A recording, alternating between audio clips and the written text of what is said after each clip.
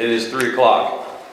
Welcome to the SID Commissioners meeting for April, on this April 18th. You got us recording?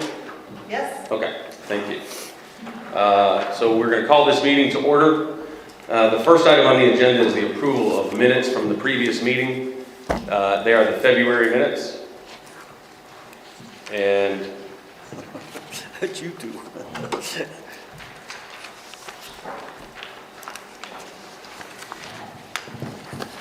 And Mr. Ron, I recommend we approve the minutes from the February meeting. do I hear a second? Second. Thank you. All approved, aye. Here we go. And no negatives? Joe? No, sir, I'm good. I didn't know if we could vote on that since we weren't in Yeah, there I didn't know either. involved on the other deal, so. Tim, I This gave is- each one of the commissioners a copy of the unapproved minutes. I just wrote original on the ones that you and Jim will need to sign.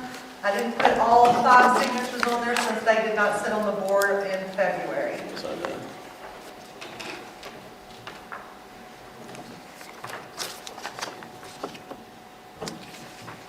Thank you, sir. Thank you.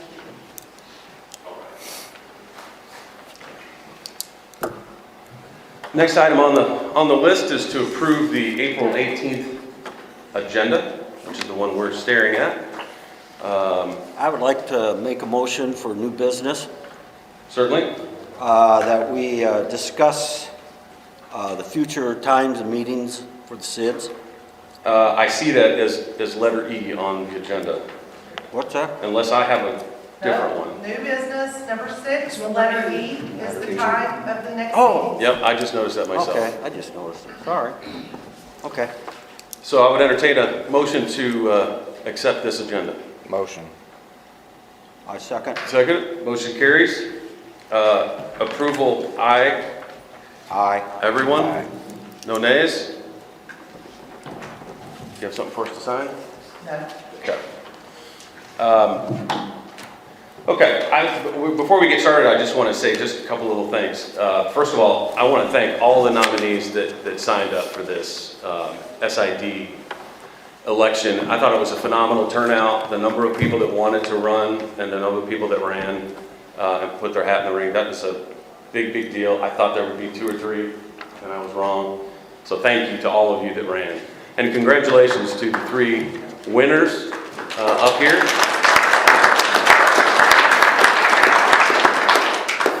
I also want to say a special thank you to Ms. Waugh for running this election. How long have you worked here? 6 months on the 4th of April. Right, worked here for 6 months, didn't know a thing about an SID. I think she didn't know what that meant, and ended up putting this election together. And I thought she did a phenomenal job. Thank you.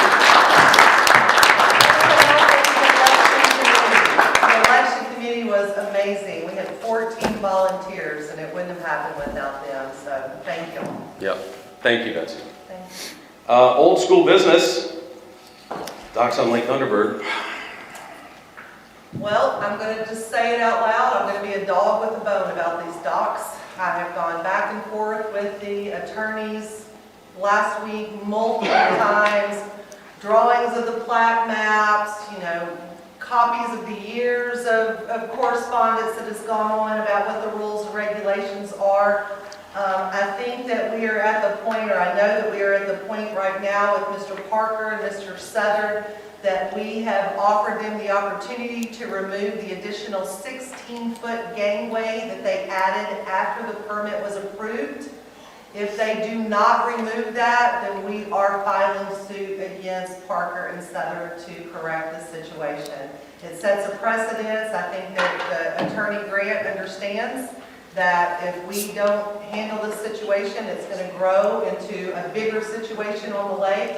Unfortunately, Mr. Parker and Mr. Southern don't believe that we have the rights to defend our property, and I guess we're going to have to show them in court that's what we're going to do.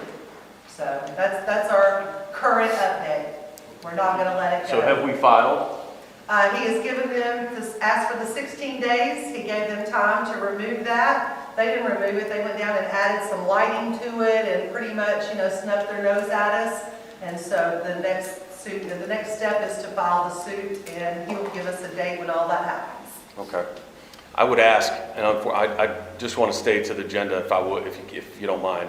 At the very end, you'll have your time to comment on things, and for everybody else, I know, this is your only issue. You're here for, I get it. I only have one thing to put on. Yeah, this will be fairly quick.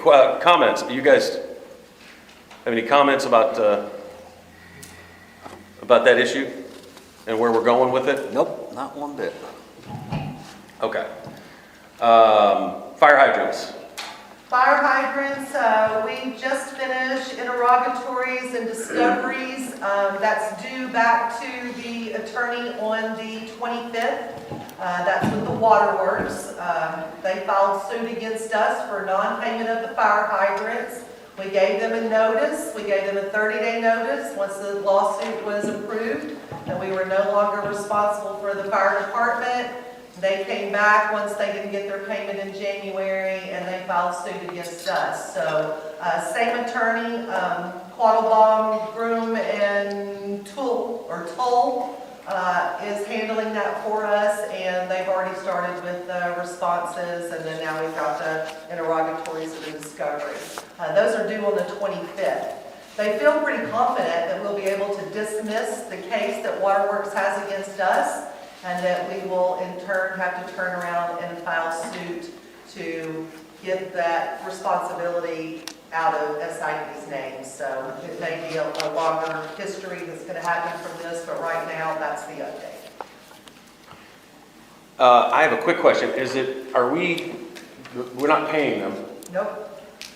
Are we setting money aside just in case we don't win this? We have not. Okay. I mean, we have the money in the operating account to pay it if that's what it came to, but I have not set anything separately aside for that.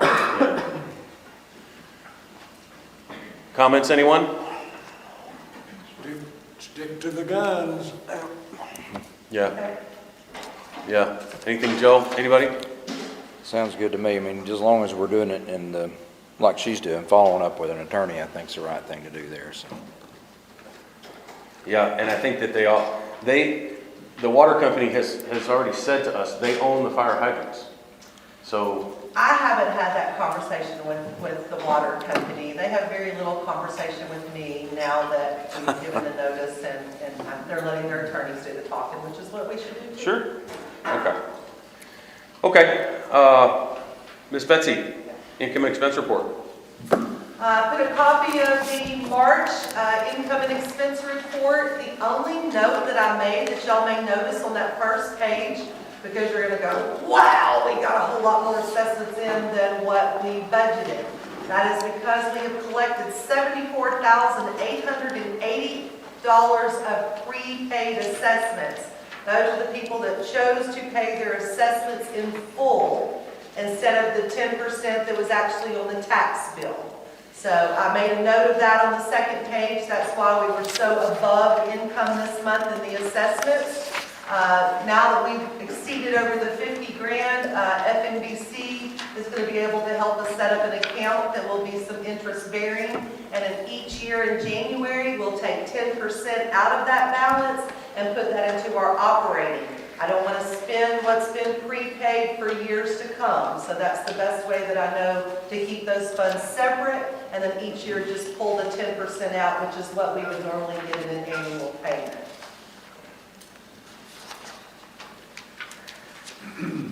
I post these financials on our website as well. If you ever have any questions or anything, please feel free just to give us a call. I'm in for you right here.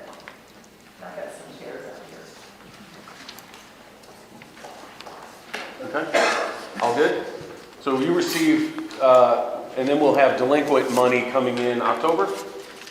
Oh, well, I think we'll have a little bit of delinquent money that will trickle in, especially from these redemptions, from the foreclosures. We'll see some money from that this month in April that will reflect on the next month's budget. Okay. So I guess in my mind, it's still somewhat unclear.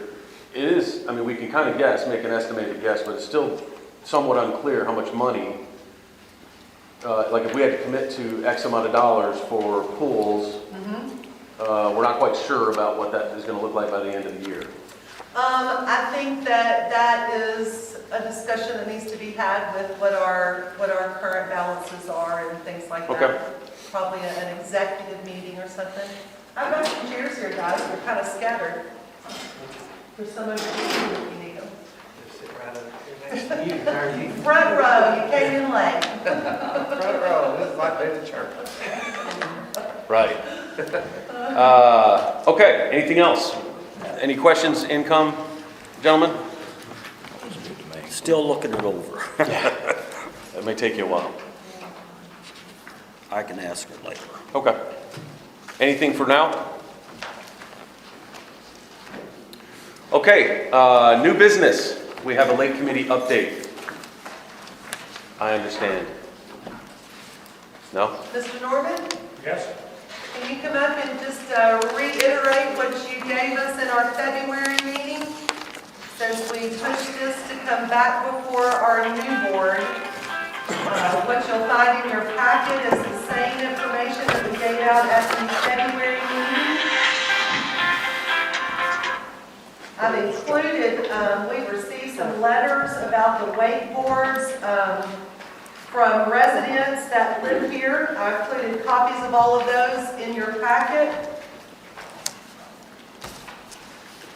Y'all see those? Yes. We've got one deal before the board now that was presented in February and it was decided to wait till we have a new board elected. And it's to discontinue the use of wake boat apparatuses to make them create big waves. We're getting too much damage to terrain, plus we're getting damage to docks and boats, which she can verify with letters. We got numerous letters from people in the village that have to repair their pontoon boats, have to repair their docks because of those wake boats. We went over the study that I have that showed how dangerous these large waves are.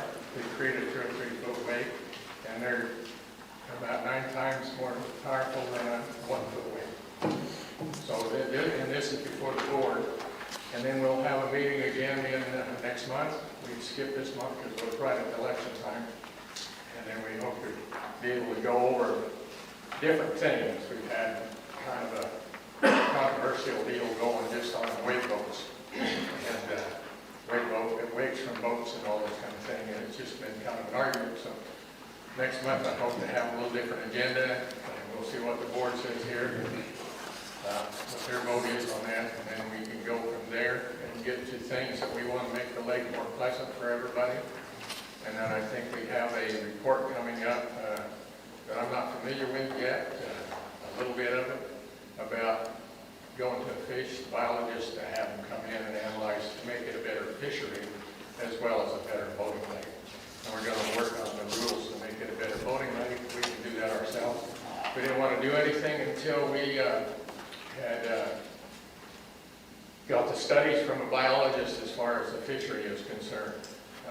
We need to do some work there. We've learned some things about the depth of our lake. There's very little cover down there, and there's not very much in the 25 foot, and that makes for a bad fishery. So, and we hope to make all these things compatible with everybody on the lake, and not offend anybody by doing these things. So we've got a lot of work to do, and we'll start getting real serious about it next month because we have to get the board in here this month. Thank you. The only thing I want to add to that is I received 5 emails since our last meeting. They should all be included in your packages. 4 of those emails are for people who are against the wave boats and the damage, and I have 1 email that I received for someone that was for it. And all 5 of those should be in your package. Yep, I saw that.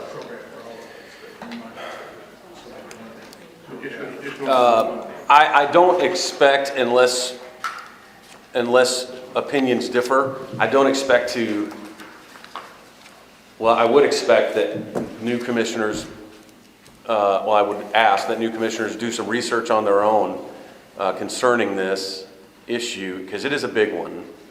But I would like to hear where you currently stand on the issue. I'll be the first one to dive out there. Sure. I'll tell you that just being there in the lake and fishing, and then as summertime progresses, becomes less of a place that I personally want to be, because it's a lot of chaos in the water. Now, I know that we have a store that deals with that kind of stuff. We have a lot of people that come in that kayak, and I hear the complaint. Believe me, I hear it every day about how they can't get out there and use their kayaks unless they're out there at daylight because of the wakes and so forth. But I would think mainly what I would like to do, or what I would like to know, is how much erosion is happening due to the wake boats. What kind of wake causes the erosion? Is it just the wake boats that's the problem, or is it pontoon boats, or is it bass boats? What is the issue in the lake that's causing the erosion and the docks being torn up and all that? My personal gut feeling is that wake boats are too big of an item for this small of a lake. That's just my personal opinion. Whether or not that's the actual facts, I don't know. But I'm just telling you that I think that the acreage of the lake and the layout, there's a map here of Lake Thunderbird, and you can see how narrow it is. It's basically 2 creek arms with a dam on the end of it. And that's a very narrow area. Larger lakes like Bull Shoals and Norfolk and Table Rock and Greer's Ferry and Lake of the O, and those places are covered up with wake boats. Now, Lake of the Ozarks is a semi-narrow lake, which is way up in the middle part of Missouri, and they're having even issues up there, and that's a gigantic body of water. So I think it's something that we really need to discuss and figure out. My main problem is I want to see something in effect that protects our shoreline on our lake, because let's face it, we can't grow new shoreline. And I would like to see people's private investments of docks and so forth protected. So that's kind of where I'm coming from. I don't know. I have thought about this and thought about it, and I thought, well, maybe we need to take a field trip out there one day and get on the SID Lake Patrol boat, and then have some guys that have those wake boats get out there and fill the ballast and drive around, and let's just physically see what it is. But I've been there and done that already, and I can tell you it's quite a wake. But for the other commissioners, maybe that wouldn't be a bad idea, is to do like a field trip or something. I don't know. I'm just throwing that out there. Well, I live on Lake Thunderbird, and I've seen what the wake boats can do.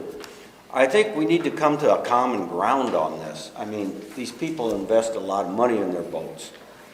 There's certain wordage in this ordinance that policy or whatever we have, that I think needs to be changed. And I'd like to sit down with both sides and discuss this to see how we can come to a mutual agreement, because these people have invested a lot of money in their boats. Just like us, we invest a lot of money on our shoreline and everything. So we need to come to a compromise on this. There has to be something we can work out. But then again, you got to remember, when these lakes were built 30, 40 years ago, the biggest engines on boats at that time was 100 horse. So we still have a speed limit on the lakes too. So we need a happy compromise somewhere. It's just the way I feel. And I'll do a lot more research on it, trust me. I'd like to throw one other thing in I forgot to mention, is that I have heard, but I have not confirmed this, that Horseshoe Bend and Crown Lake, which is a lot bigger lake than our Lake Thunderbird, has outlawed or done away with wake boats on their lake recently. And I would like to know too, if Hot Springs Village and Bella Vista, which have lakes very similar sizes of ours, I'd like to know their policies. I know their policies. Do you? Yeah. Well, now remember, when you say get rid of wakeboard, when you get rid of wake I mean boats, the ballast system. Right. Yeah, that's what I'm talking about. That's a difference. Now, if you tell a person that they can't take their boat on the water, Right. even No, ballast no. empty, that's kind of crazy. But so the precedent at Hot Springs Village and the other Cooper communities is they cannot fill their ballast. Right. They can have their boats out there. Well, then I don't think personally that we can say, well, you can't take that boat. Right. You just can't do that. I mean, Correct. unless they're running a shipping barge or something out there, I can't see how we could gripe about that, but I think the ballast thing, you're correct. Jim? I've aired myself several times on this. The thing we gotta realize is, folks, we have, what's the acreage of Thunderbird? 250. 250 acres. Not a big lake. We got a lot of boats. And we really have more boats than that body of water can sustain during our weekends and heavy periods. The wave action from the cumulative effect of all the boats all week long is the biggest component of damage to shoreline. And that's, I mean, there's been articles infinitum on that, but it's, yeah, a wake boat is gonna fill a big wake and cause damage.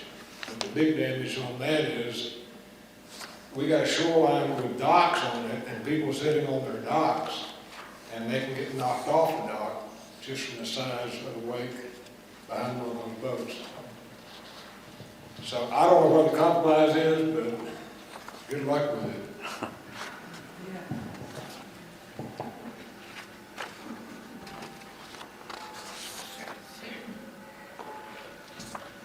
I drove around Lake Thunderbird, talked to several other people who live on Thunderbird, and they do not want or desire to have wake boats with their bladder filled and the 6-foot waves that hit their dock and destroy their boats. That's the comment that I heard time and again, and that concerns me because, frankly, I used to own a jet ski, and I loved it. And those jet skis produce really big waves as well. And I have to tell you, I will never drive a jet ski on Thunderbird or Omaha. It's against the rules. And at this point, I would say no wake boats, the full bladders on Thunderbird or Omaha or any of the other baby lakes that we have.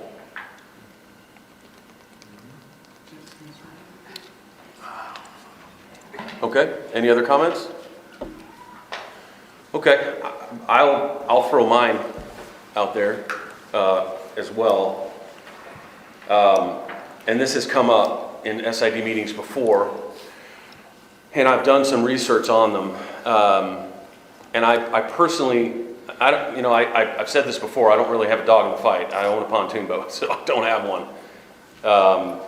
And I watch all kinds of boats go by. I watch wakeboard boats, I watch regular V-hull speed boats, pontoon boats.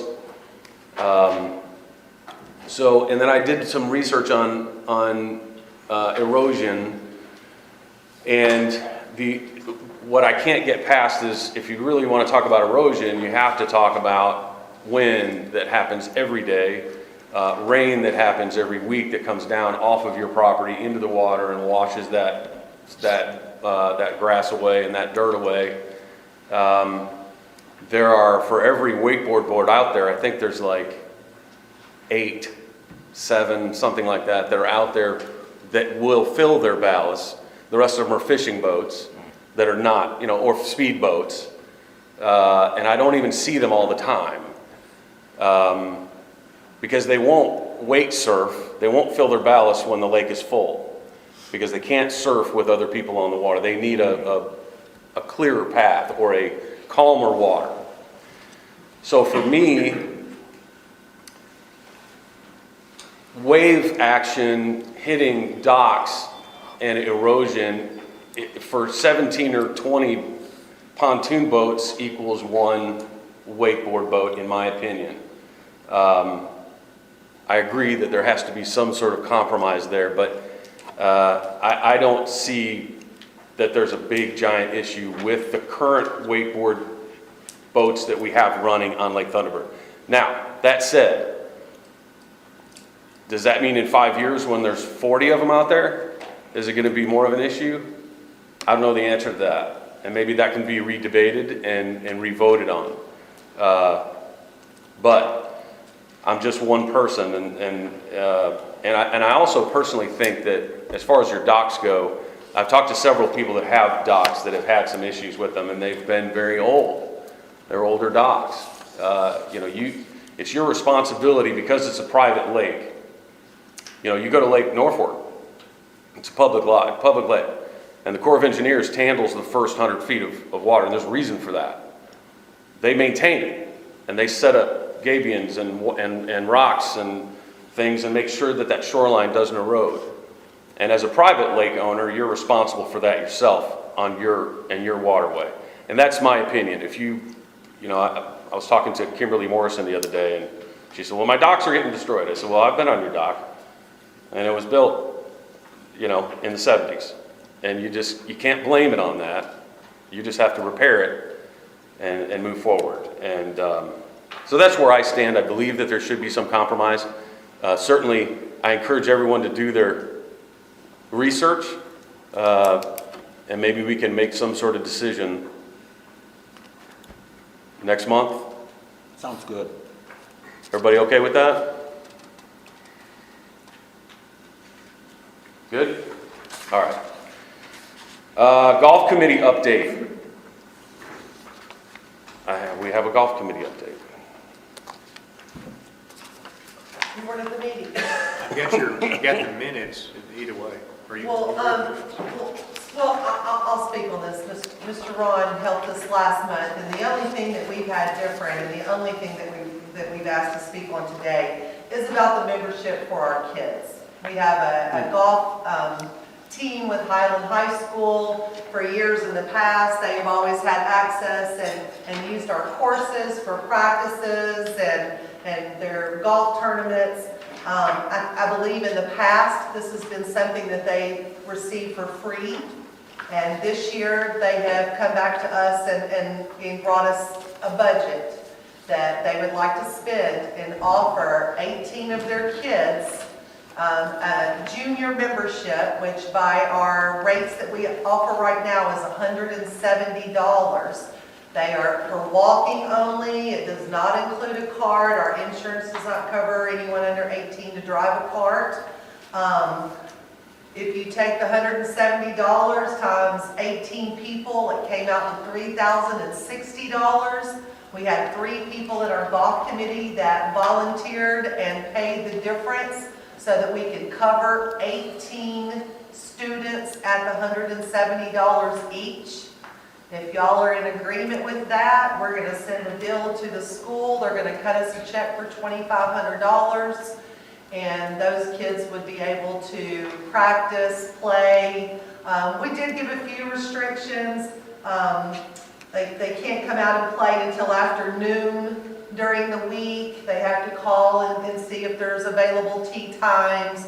They're not going to come in and swarm the course and take away from our other property owners or guests being able to play. But I do think this is a great compromise with Highland High School. The kids are also going to give back.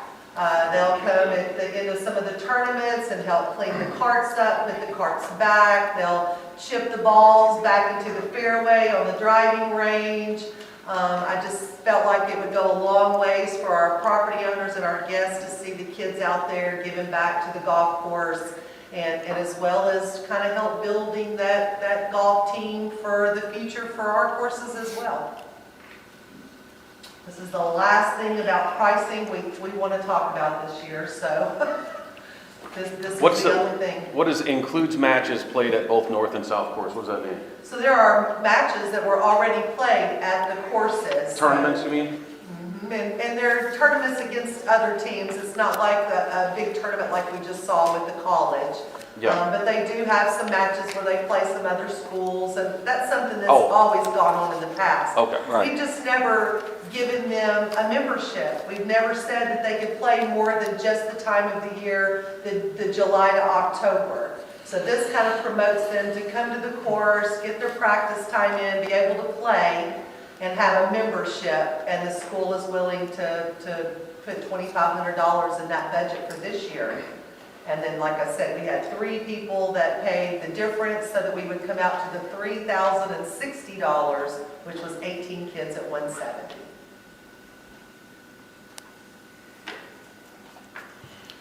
Comments? All right, question on that. So when the kids come in to play golf, are we going to have a way to recognize that they are with the Highland High School Yes. golf team? He's going to provide us with a roster. Okay, We've got a couple of the kids working for us this year that are seniors this year, that are seasonal employees, but we'll have a roster that will show Okay. what the 18 kids are that have the memberships. What about, are they allowed to bring their friend?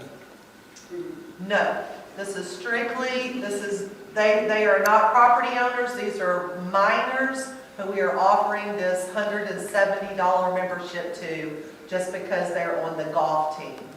I think that's what I was getting at too, is would they have something they could put on their bag so that we could recognize that's the Highland High School golfer there, instead of saying, well, oh, he's with me, or, you know what I mean? Well, when they Yeah. check in with the pro shop, They'll- I would think at they'll that have to point check they're in gonna there. Okay. identify when they sign in Sure. that they're on that roster. Okay, And we would not be allowing them to bring guests. It wouldn't be a Okay. play thing, it's a practice thing. gotcha.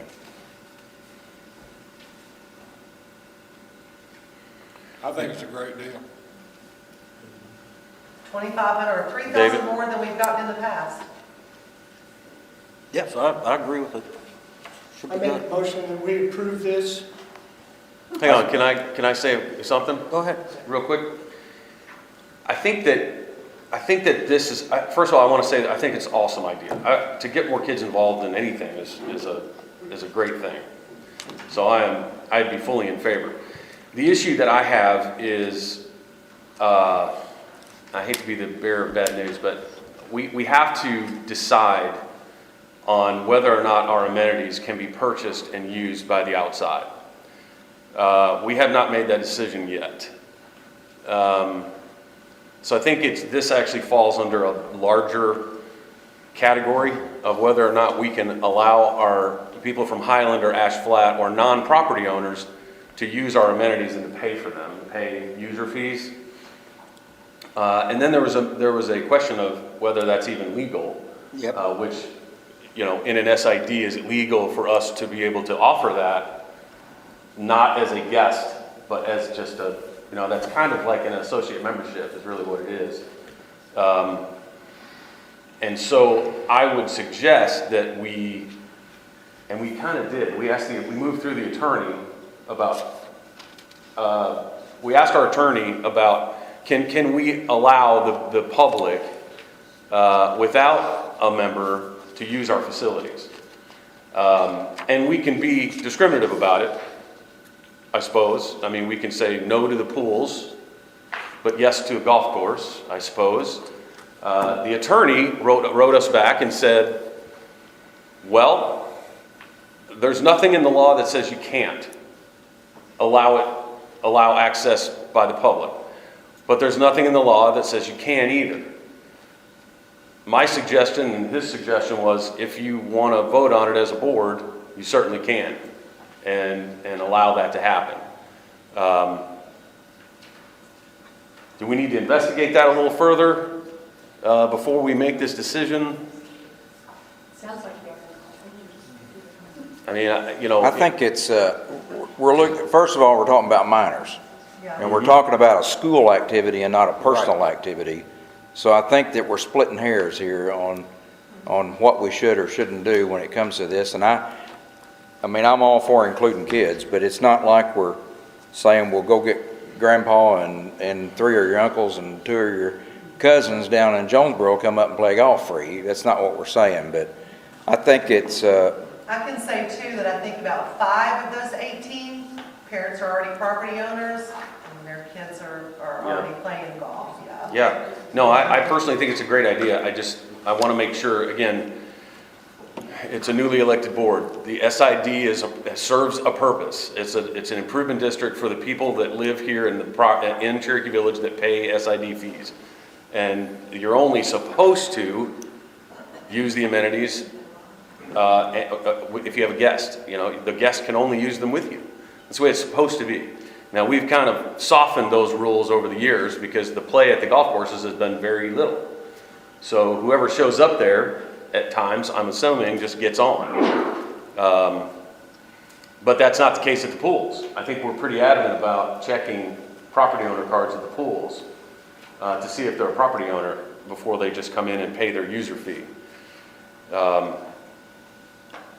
I just wanted to throw that out there. Again, the attorney said that he didn't think it was a big deal. That was my concern, was the legality. But again, you got to remember that Highland's been having matches here for quite a few years, and it is for the community as far as I'm looking at it. And it's the first year they've really had money to be able to offer to use the courses, so I feel like that we've already taken a step in the right direction. Okay? You have a motion on the floor right now, so you got to act on it. We need a second if somebody wants to do that, and then we need to vote on it or have discussion after that. Motion by Mr. Page and seconded by I'll second. Mr. Nebel. So we're going to vote. All in favor If there's of discussion, approving maybe. this, allowing this, the Highland golf team, just the golf team members, to pay their yearly fee of $2,500? Is that it? It's $170 per player, and right now we have 18 players. Okay. Okay. And this is just the Highland High School? Yes, sir. Correct. Okay. Do they have a girls team as well? That's girls and boys. Boys and girls? Both Good. teams, yes. Good. Okay. All in favor? Aye. Aye. Aye. 5 ayes, no nays. Motion carried. Okay. Motion passes.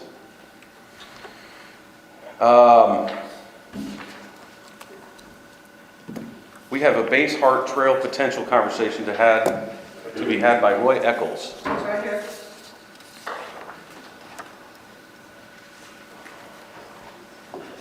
You will have something, maybe a map or something in your packets there. I do. There you go.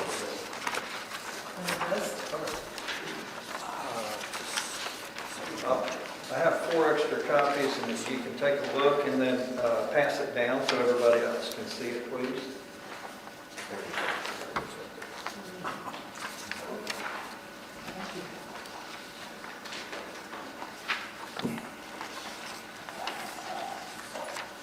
Did a lot of research about our area. Our median age is 55 years old, and our employment not working is 53%. I thought we were higher than that. The part-time is 18%. So we have a lot of people that have a lot of free time on their hands and would like to exercise. So in further research, I looked at Bella Vista and Hot Springs Village because they were also Cooper communities. And public trails, Hot Springs Village has 25 miles and about a dozen trails. Cherokee Village has 1, it's a half mile. And Bella Vista has 96 miles. The really interesting thing that I saw in Bella Vista is that they opened a 50-mile, it's now 50 miles, a bicycle trail, which is also for hiking. And they began in 2019. That is really, really interesting. It caught fire, and they're still expanding. And wow, that is so wonderful. Well, Base Art has an area that has not been used in a while. And so we took a group of people on the committee, headed up by Karen, and we walked the whole area. And a lot of it is very scenic along the river. It's moderate to easy. And it's gorgeous. There's a big open field in there. And one side, they have about, it looked like about 8 to 10 camping spots for trailers. It had access that was right by the bridge, was where the original access for that was, or there was another access within the camping area. And the old riverbed is in the current campgrounds and the field. And so what we're proposing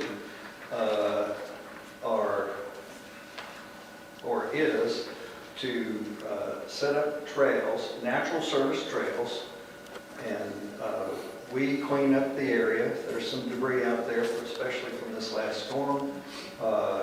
might take 2 or 3 hours. The maintenance crew that generally used to be here in the past, they had cleaned up this area and kept it mowed. It needs to be mowed, and the briar's gotten rid of. And it can be up to 3 miles depending on how you do it. So if you started on the right side and went all around the riverbed to the gate, that's a half mile in distance. If you just stayed on pretty much the flat area, real easy trekking area, and you started in that area, that's 1.53 miles. If you went down into the riverbed and cut up along the top of it and did a hook, that's 0.36 miles. But if you were biking, a lot of people would go down and in and out. Now, none of this is in the campground area.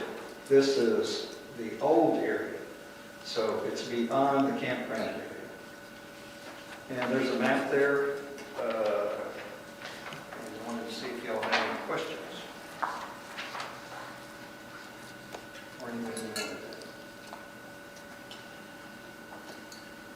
You're talking about just a rough dirt trail, right? No pavement or gravel or chat? No paving, no gravel, no chat. Cheapest we can get.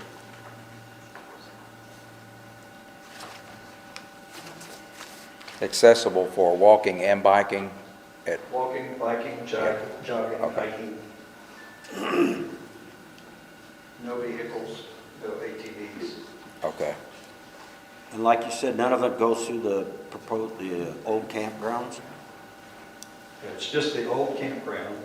And you see it in the lower middle of your map, it's labeled Basart Campground, that's the current. Right. There's a loop there. No, I'm talking about the primitive campgrounds in the future, down by the river. Could be.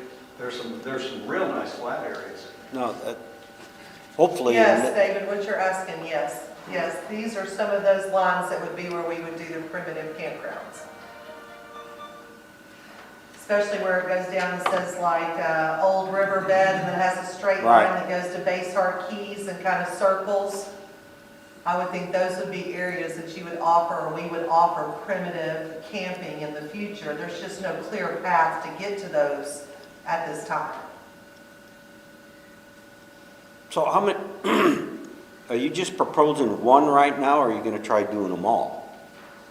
We can do them all at once. So where you're starting, up there at the deer path, is that where you're saying to start? There's no parking up there, really. Well, there's a little parking at the gate by the bridge. I'd like to keep that gate closed. Yes, want to keep, you can, or at some point, if you say, hey, this is really taking off, then you can decide to go past the gate, and you could put parking there.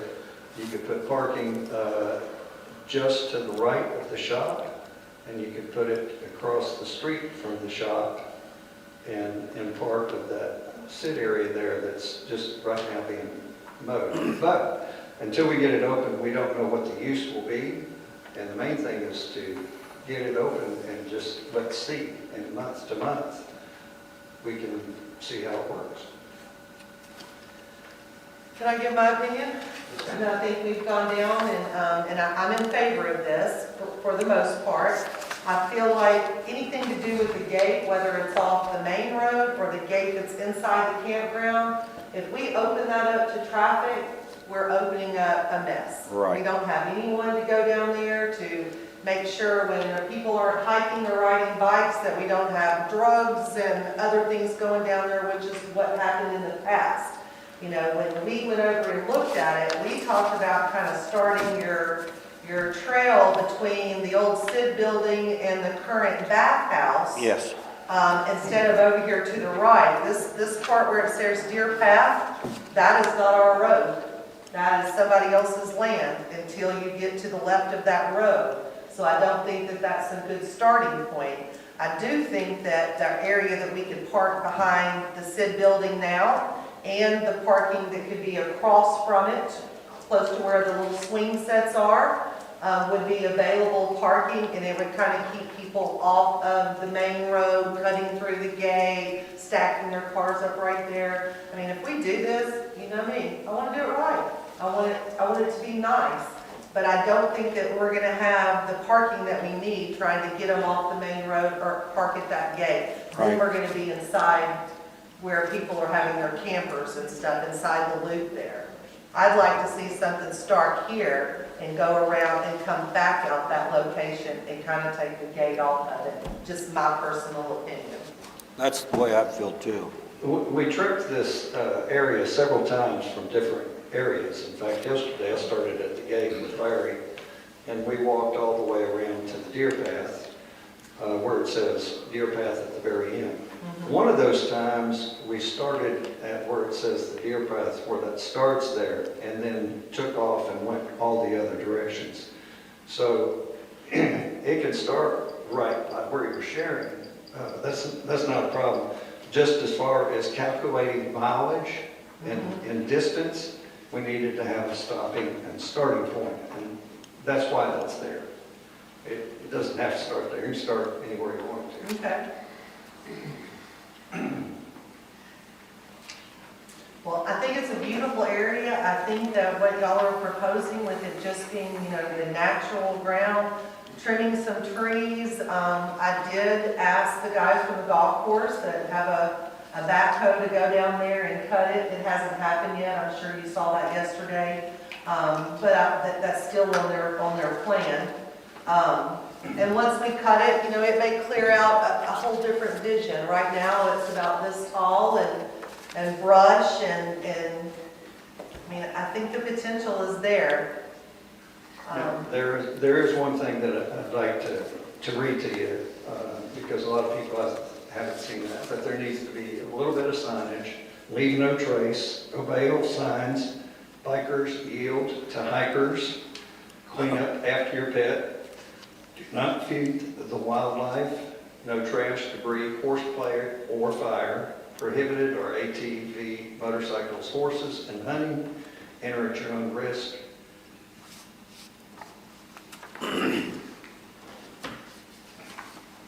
Any other comments? Jim? Nothing? Ron? I really support this activity. Knowing what we had in Tennessee when I worked over there was just tremendous. Again, we're looking at probably a younger group of people than what I'm looking at here. Please forgive me. But I'm thinking of the kids that I dealt with in Tennessee and the kids that I know that really like to ride their mountain bikes. And this is perfect for that 2-mile run for those kids. And I believe they'll keep it clean. That is the assumption. Now you know what assumption is. So I believe that's it ought to be approved, and we ought to move forward with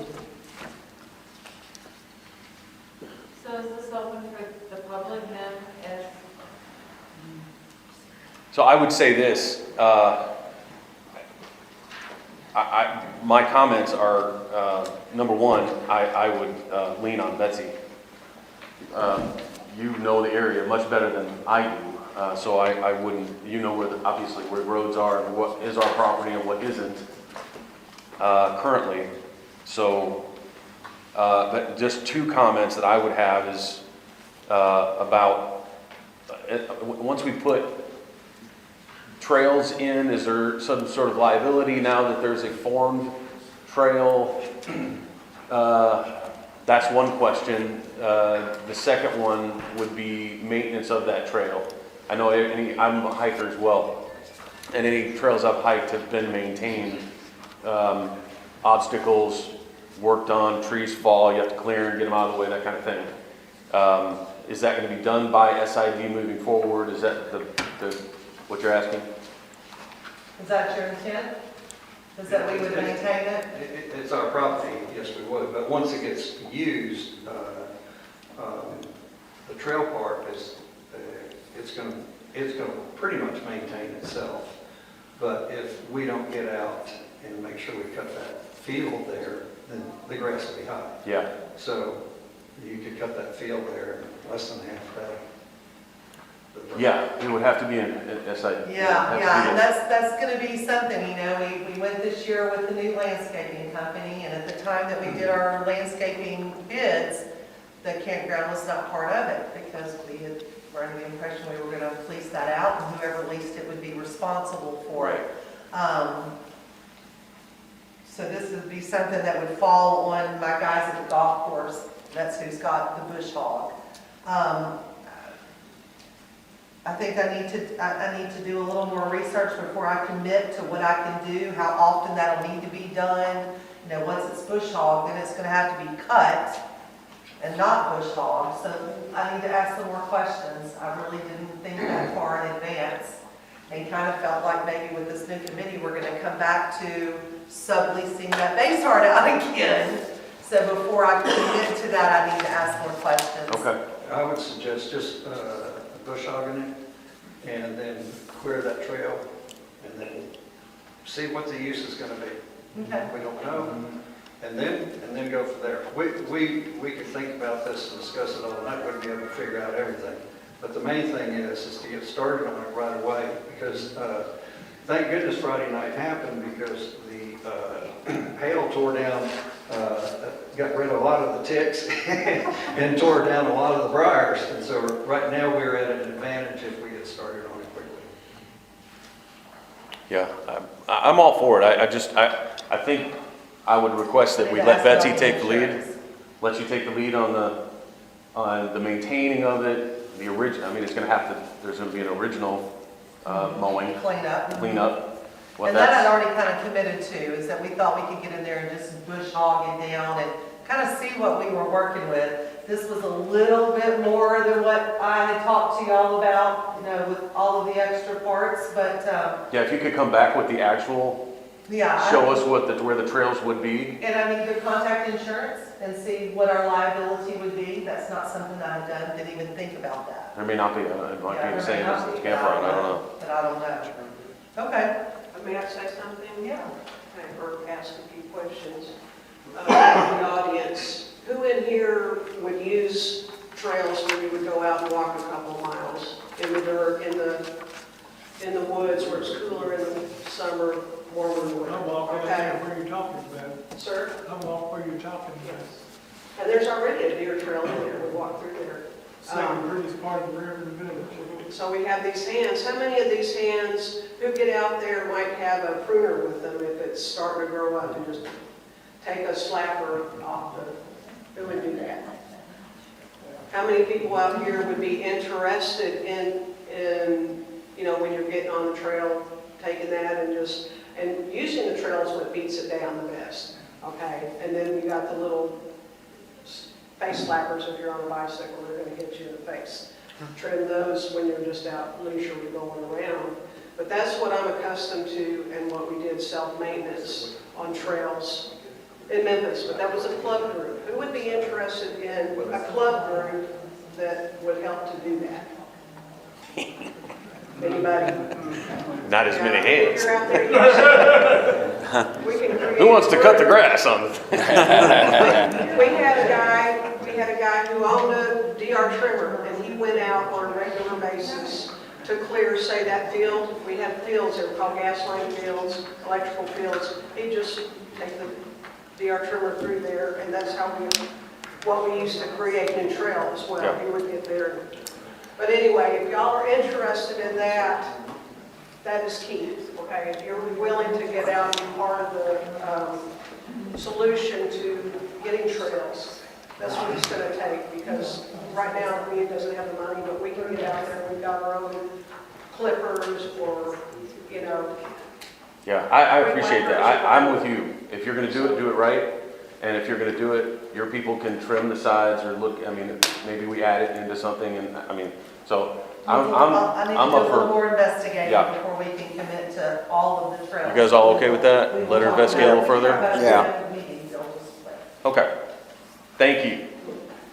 You're welcome. The key is to get ahead of the briar. Sure, understand. Thank you, thank you. Miss Kathy? Okay.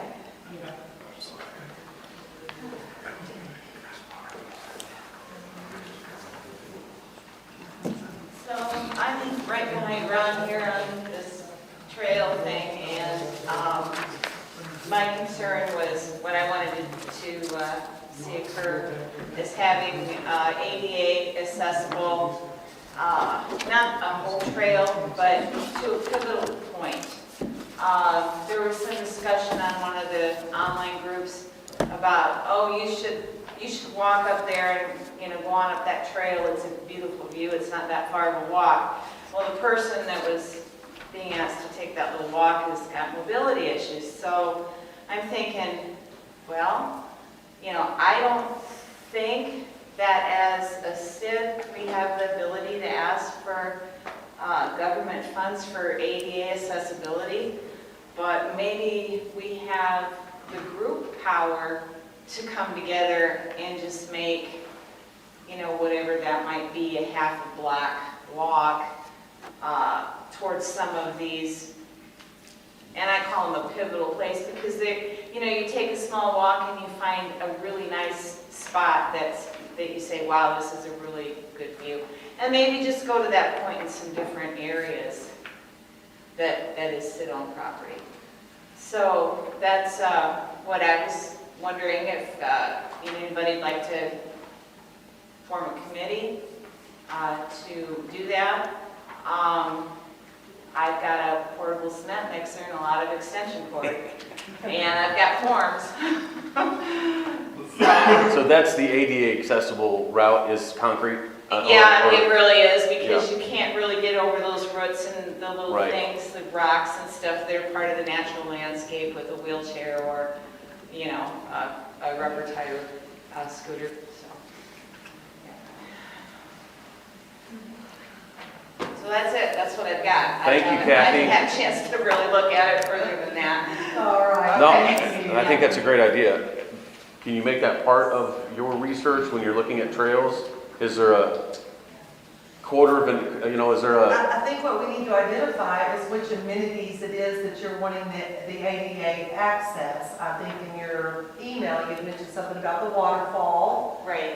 There was some different locations. I mean, I would think that on the trail, it would be really hard to do a natural trail. Yeah, you can, yeah. And then try to make it ADA accessible. But you can go up to a point, like say if you've got a stream and a bridge and then the trail takes off from there, you've got enough where you can make the natural landscape and put some concrete up to it to that bridge.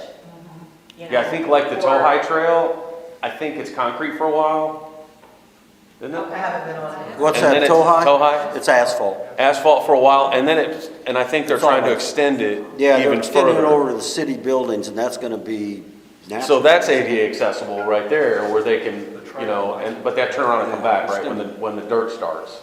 Yeah. So I guess The that's, TOA is not one of ours. No, No, it's city. no, but I was just saying in comparison with, is it, if it was on our property, and we created a trail, is there, I don't know, a quarter of a mile that you could take to a nice, beautiful lake, I'd like for you to maybe give us a couple of amenities with some suggestions that we Okay. can look at and do some research on. Yeah, kind of new here, so if Okay. anybody wants to help form a committee to kind of put that together, because I think it's important. We've got half the people that live here are in an older population, and of that, we're going to have a good percentage with mobility issues. Right. And they may not be consistent or constant, but when you're going through something like that, you want to be able to go somewhere, relax and enjoy nature, and if you're prohibited from it, it's kind of real unfair, because they're paying the same, dues as everybody else. I added the Okay. Sid meeting times under you as well, because you had brought that back up today, so if you want to bring that up also. Yeah. Changing the times of the meeting. Oh, yeah, there was a, it wasn't my thing, but I sent you the email, or I sent a clip of it. What they were talking about, and I can't say that I disagree, is the 3 o'clock time, it's great. I think that people that have, problems with driving at night, need an earlier time of the day. So I was wondering, because the concern was the younger people that are working, they want to come to these meetings now. They want to see change and input and be part of what the new Cherokee Village is going to look like. but they can't get here because the meetings are at 3 o'clock and they don't get off to work until 5. So my kind of happy-ass way of finding a middle ground was maybe we could stagger that with daylight savings time. You know, that way everybody can come. That's a good thought. Yeah, I mean, it's just, yeah, it was just, the only thing that flew past my head was that it might work. So, Okay. All right, Thank you, Kathy. all right, thanks. Comments on meeting times? Well, I've been coming to these meetings for 5 years now, and we've had them in the evenings, and you still have the same amount of people come, no matter what. Sometimes it's less, sometimes it's more. Depends on the topics, I guess, a lot. So I'll come whenever anybody wants me to come. Evenings, morning, bring coffee. No mornings. Go ahead, Joe. I'm good with any time. I work, so it's not convenient to be here at 3, and it probably isn't convenient to be here at 6 because I'm never off at 6. So I'm on the SID meeting days, I'm just allotting that time whenever it is I'm here. So you guys just pick it and I'll be here. Mr. Jim? No comment. You're good regardless? I'm good. Mr. Ron? I think 6 o'clock is the preferred time for a lot of people, and I hate to say that the 3 o'clock, it ruins my golf game. I'm sorry, that's not that funny, but realistically, 6 o'clock allows a lot more people the opportunity to come and attend these meetings. And I would love to see more people even than what we see today. We need your support. We need to work for you, and that's key. Yeah, my comments are the same. For every one person that says it should be at 3 o'clock because, you know, I don't want to drive in the dark. And I've heard that a lot, quite a bit. And for every one of those, I'll hear somebody that says, well, I work. And I want to be able to come after I get off work. And then for every one of them, I hear somebody that does work that would rather it be at 3 because at 5, they have their children. And they can't come because they have their kids. So, you know, everybody's all over the board with this. I love Kathy's idea of daylight savings time, especially throughout this summer, starting next month maybe, all of them at 6. Everybody gets home on time and we give the non-working folks a chance to attend the meetings. Can I suggest that we try a few meetings at 6 o'clock, and if our attendance falls back off again and we only have a handful of people showing up, that we look at that time again? That makes for about a 12 to 13-hour day for me when we have a 6 o'clock meeting. And I don't mind it once a month, but if I'm going to show up and only have 2 or 3 people that shows up, it kind of defeats our purpose. So could we maybe try to do that for the next few months and see how our attendance goes? I would entertain a motion to change these next couple of months' meetings to 6 o'clock. I'll second. I think we need to set exact how many months we're going to do it, instead of just a couple months. Okay? Like say 3 months. 3 months? Next 3 months. May, June, July. Make that make that motion if you would. I make the motion, we move to 6 o'clock for the next 3 months to see how the turnout is. Do we have a second? Second. All in favor, say aye. Aye. We'll start at 6 o'clock for the next 3 months. Gotcha. May, June, and July. Thank you for that, Miss Kathy. Okay, we have property owners. Ethan is the first person who was on our list to speak today. Okay. This, and I will tell you, and I will say that this. Are you wanting to speak, Mr. Konkowski? Yeah, I don't mind going out. You'll be last. We've got 3 people that has to be on there. Yeah, Yes, sir. You're. Okay. John, Let me just make sure everybody's aware that I realize we have to start holding these to 3 minutes per. So if you have several items on that you want to get out, make sure you get them out, and we have to hold everybody to the same amount of time. So I appreciate that, if you would. Whoever's first. Ethan, you're first. Use that. Yes, sir. Oh, right here. Oh, you can use that one. Okay. Somebody start 3 minutes for me because I won't take all of it, I promise. Go. Okay, thank you. Hey, I'm leaning over because I can't get this up. But I wanted to address the group today. My name is Ethan Barnes, and I'm a resident of Sharp County. This is home to me, and I wanted to address this group formally.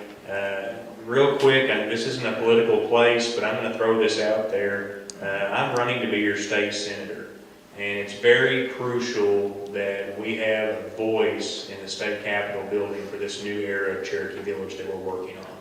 And we've got a very monumental opportunity to save this community and take it in the right step forward. There's a lot of different things on this agenda that I wasn't expecting to see today, and these are things that have been problems for years in these communities.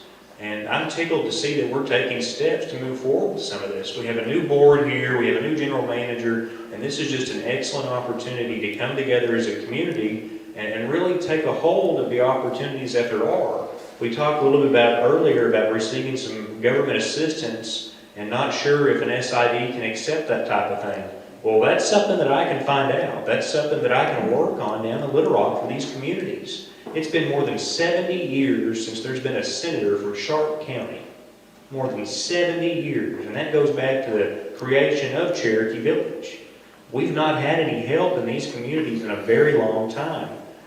We have a representative right now that, I'm not even going to go there. We just need some more help in Cherokee Village, and I really hope that you all will consider getting out in this next election. And I just want to stress the point that these primaries in May are very crucial to the future of our county offices and our state offices. Now, never than before. Years ago, Arkansas was always controlled by the Democratic way, and that's great, and that's fine. But times have changed, and here we are today where the majority of your candidates have filed on the Republican primary. So I just want you to know it's very important that you go out and vote in May. If you want to see some of these people make it to Little Rock, or make it to your quorum courts, or make it to your judgeships, or make it to your sheriff races, you have to vote in May. If you don't vote in May, you're not going to get to November. So you really need to be out, and you need to encourage your neighbors and other people around you to get out and cast a ballot. You can absentee vote, you can early vote, all these different things. Early voting starts the 9th in Ash Flat. You can vote at Town Center in Cherokee Village on the 24th. I just ask that you please get out. Excuse me? 30 seconds, thanks. Okay. I'm just asking that you please get out and express to your neighbors how important it is to get out and use your vote. And if you don't, then shame on you. You shouldn't be complaining. Flat out. So I'll just ask for your support and ask you to support other people that are running. We need to have people show up to vote. It's a very crucial time. So thank you very much. My name is Ethan Barnes, and I appreciate you. Thank you. I won't take 3 minutes either. Jimmy, you're next. Maybe. With the dock issue, the only thing that we want to make sure, and we've talked to Betsy on it, we also think it's a safety issue now. Because my son was trying to back his boat out from our dock the other day, and he almost ran into somebody because we can't see 60-some feet behind us. So I think we just want to make sure that that's put on there as well.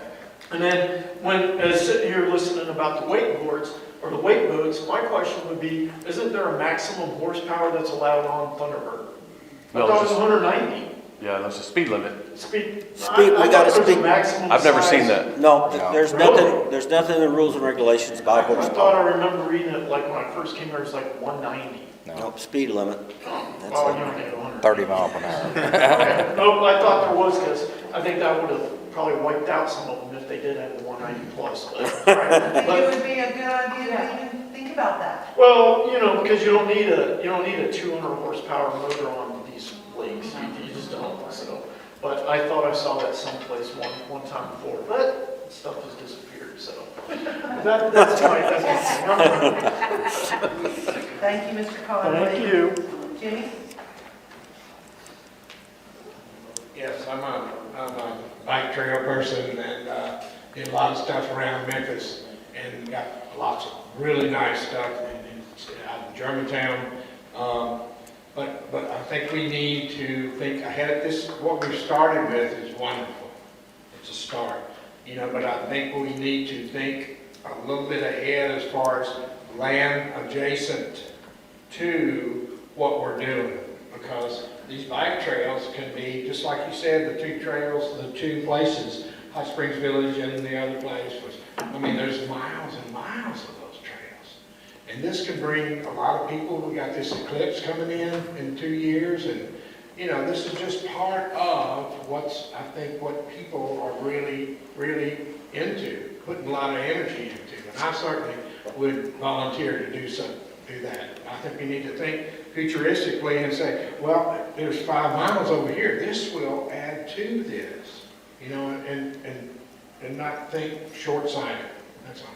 Thank you. Thank you, Jimmy. Mr. Konkowski, you're next. John, you'll be last. Oh, Art, you want to do? Congratulations to the board. I sincerely mean this.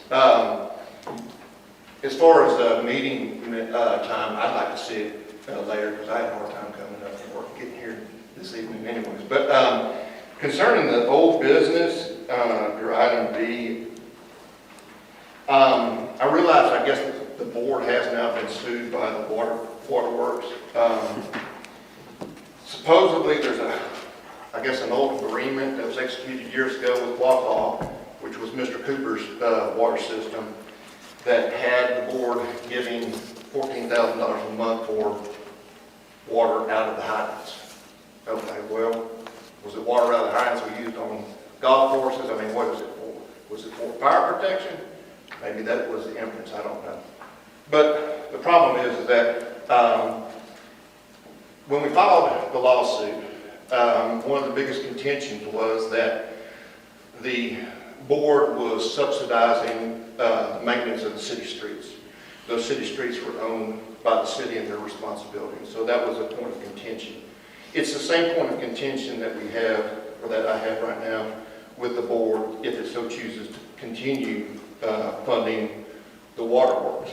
You're funding hydrants that are owned by the waterworks. The waterworks has their own responsibility for that maintenance. They've already, I guess, identified in the complaint that they own it. So we shouldn't be subsidizing that. I hope that that's the consensus of the board. I wasn't here at the last meeting. I think it's the consensus of this board. If it helps, I don't know if the attorneys will write maybe an amicus brief or a brief with a friend of the court to explain to the court our prior concerns with the board subsidizing improvements that it doesn't own. And so that may be an option that we have. I don't know. I've contacted our attorney today, and he hasn't gotten back with me yet about that. But I just hope that we just don't go down that path again. Because our idea was to just leave the board to itself or its responsibilities and leave all the other governmental agencies that are out here to their responsibilities. Yep. Thank you. Thank you, Mark.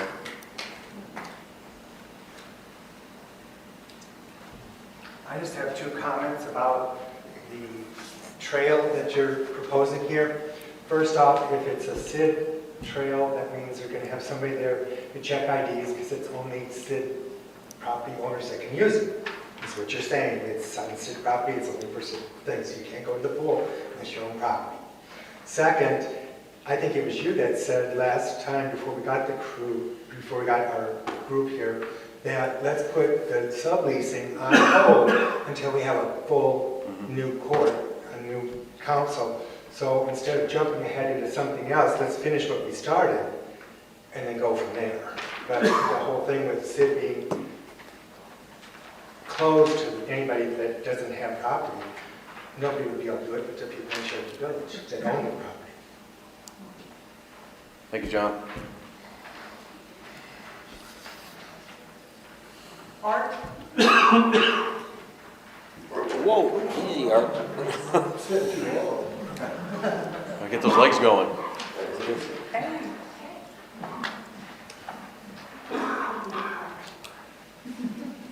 I'm Art Ritter, and apparently I did not hear who the officers of our board is. Number 2, you delegated Betsy to speak for Cvsid pertaining to the docks and the hydrants But I didn't hear one motion giving her authority to do that. You've got to take responsibility. You can't put the onus on Betsy when she goes out and says, well, I want this done, but the board really didn't make a motion to approve it. Can I answer that?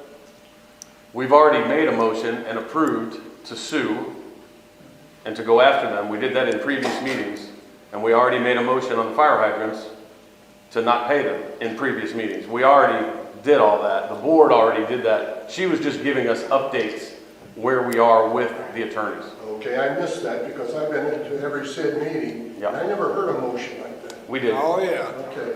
We did. We did. Thank you. Where are officers?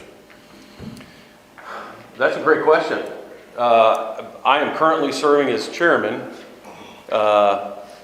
through next year, April's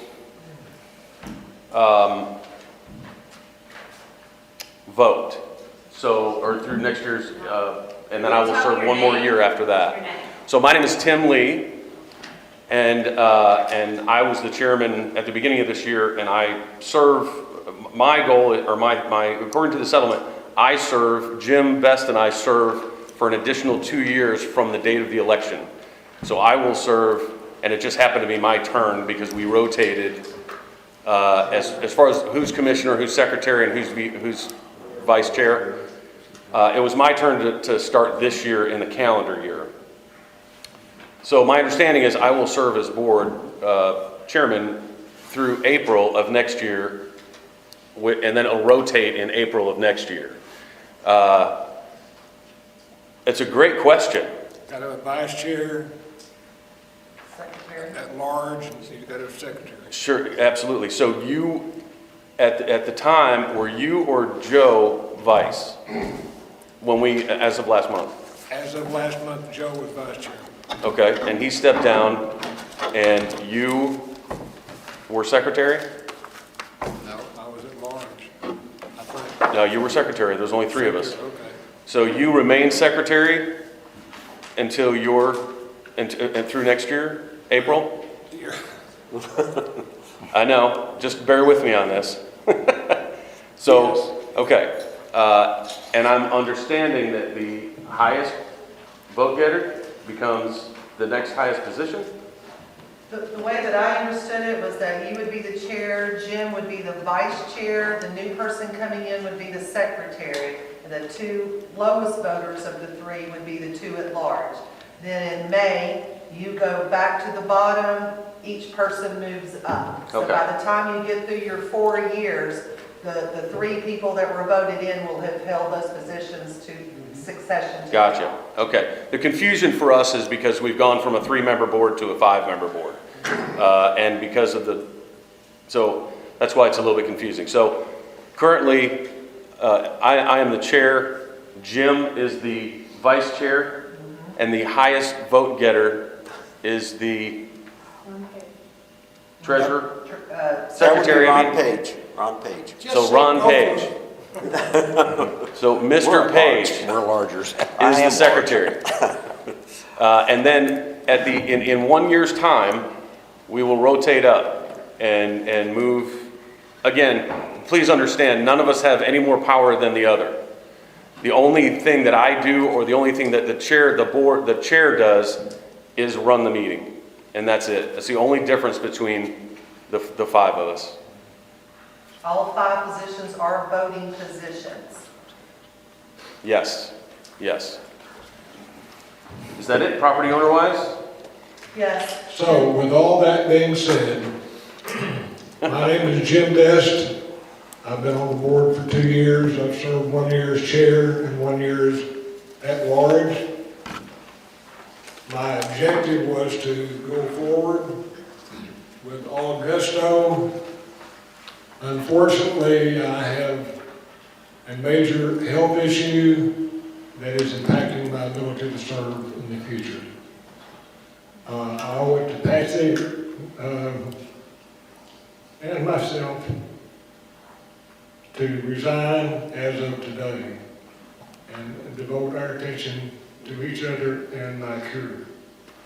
So I appreciate so much, the ability and the time that I have spent on the board, and I am thrilled with the new board. And I hate to mess this up, and now we gotta figure out a replacement, but I'm sorry. That's the way it is. Thank you for everything.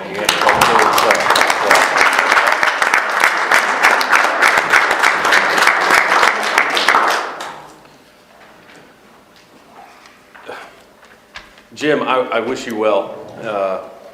I want to thank you for everything you've done for us and for me personally to help me get acclimated to this role. And I didn't actually get a chance to thank Joe as well. Joe's not here, and he served on this board for a very long time. Very well, too. And very well. So I want to thank him as well. And I love that you're going to dedicate your time to your cure and to your wife, and I'm going to miss you.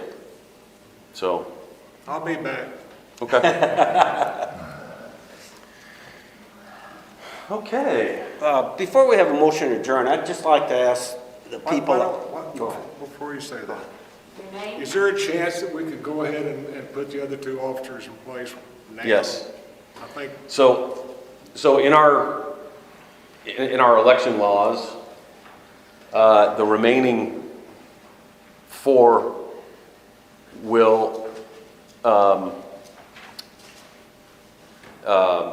Interview and appoint. interview and appoint, or appoint is the word I was looking for. We will appoint the 5th board member to serve the rest of your term. So your term will be the next 2 years. Keep in mind, you need to hook it to 2 years so you're synced. Right. Right. I'm talking about, do you want to actually name the vice chair and secretary now? Well, I think we should talk about that Okay. pretty quickly. I didn't realize you were doing what you were doing. So my personal opinion, and I'll let you guys decide what you want to do. There's 4 of us to decide that. My personal opinion is we just had an election. So whoever was next on that list, I personally believe should be appointed to this board. If it was a year from now, maybe that's a different story. But my personal opinion is that whoever's next on the list should be appointed in Jim's place. Joe? I wouldn't have any problem with that. I have no idea who it was, but that's. Susan Jess. Susan. Okay. Susan's next. Comments, David? Well, seeing how we're just getting on board and everything, I think us 4 need to have a working session before we really start making any major decisions. That's just we got a lot of stuff to go over here. Remember, that has to be public. Yeah, I know, it will be done legally, everything will be announced as it should be. You don't have to put it all. That's not the good old, excuse me. Especially since. We have to have a working meeting so we can get on board with what's going on. There is so much that's been going on here. With you, I would think you would want that person to be in the mix. Can I speak real quick, The y'all? election's been ratified. I think that the way that our rules and regulations read doesn't give us that option to go to the 4th person, but I do believe that if the board decided to go that way, that they could make that change. But I think that we need That's right. at least an hour to breathe and say, where do we go and what do we do next? Not that that's not the direction that we go. I think that maybe we're just a little surprised. Yeah. And just, David, just so you're aware, No, I don't think we go a month. any I don't think we working- go a month. let me explain something just real quick about a working meeting as well, and I didn't realize this. A working meeting, and I was going to ask if you wanted to have one next week. A working meeting is held in the public. It's held just like this meeting is. The only difference is that you won't be able to comment at that meeting. You'll just be able to hear what we talk about. We don't do executive sessions. Now, we can do an executive session within a meeting and pull back and talk about whatever we want to talk about that's not for the Right. public ears. But that can be put on the agenda, and Well, I agree with you. I don't think we need to go a month. I think a month is too long. We need to fill the position. Mr. Page? Jim's given his resignation as of now. Yeah. I think we need to have a working session to make sure that we're in sync with the Chapter 92 Cvsid regulations from the state, which is a little different than what you propose, sir. I would be more than happy to go in and send this to the attorney and just get his advice on if we can just go with the fourth person and not have to interview and appoint. Make sure that that's what we can do. Is that something y'all would be interested in? Can I throw something out, since I was like party to some of this that started? let's, you guys want to have a working meeting Yes.